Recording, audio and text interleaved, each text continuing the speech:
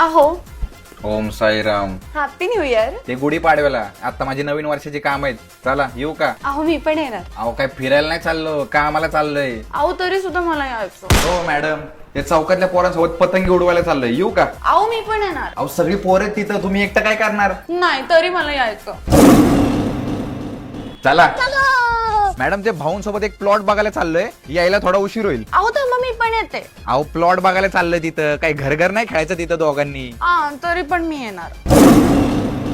बर बर चला. हा चला मॅडम, ते आपल्या मित्राचं लग्न आहे, जरा जाऊन येतो. सिस्टीम वर नाचायचं ना आपल्याला, माहिती ना मग कसं नुसतं झापूक झुपूक झापूक झुपूक. अहो चला मी पण येते.